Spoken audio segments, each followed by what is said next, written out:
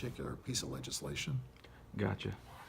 All right, that's all the questions I have. Do you have? No, any your answer, questions? you asked what I was gonna ask as well, on the basis of the tax bill as well. Yeah. All right. And I mentioned tonight to council the Mayor's Partnership for Progress, which represents 15 Appalachian counties, everything going as far north as Noble County and as far south as Lawrence County, which is where Ironton is, and as far to the east as Scioto and Ross.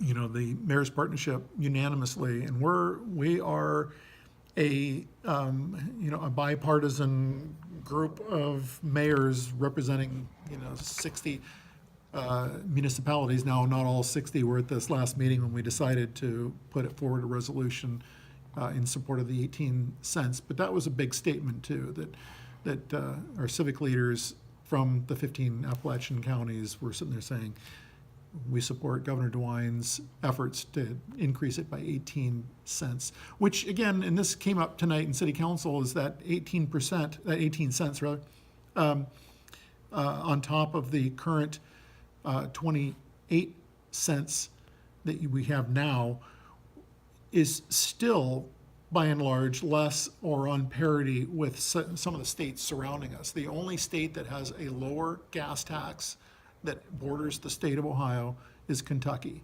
The other four are higher, much higher in some cases than is Ohio.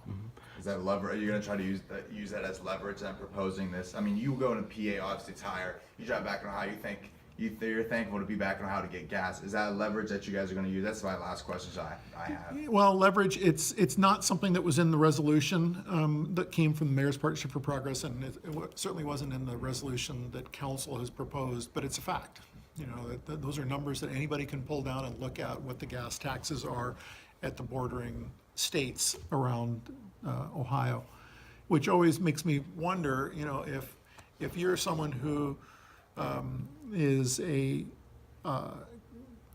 you know, driving large trucks or something like that in Commerce World, you know, you'd probably be jonesing to get to the state of Ohio because the tax is less, and so the prices theoretically are less, and then fuel up here and fuel up again on the other side of the state, and then blow through the other states that tend to be higher. But again, I don't know what the gas taxes are like on, you know, the next layer of states out from, you know, beyond our border states.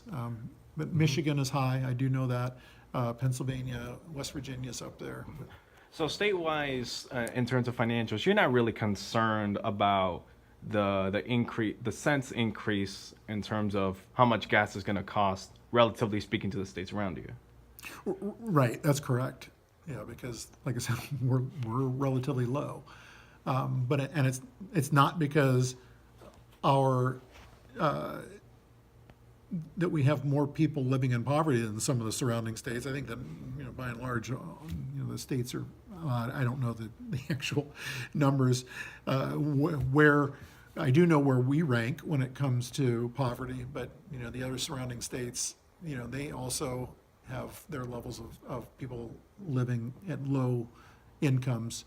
And I'm sensitive to that as well. I think that there's potential opportunity out there with something called the Temporary Assistance for Needy Families, which is people living, you know, well below the poverty level. And I feel that they should create a fuel voucher system for those families to be able to access some of this TANF money. And in the state of Ohio, the TANF money that is sitting in the reserves right now is in excess of $557 million just sitting there.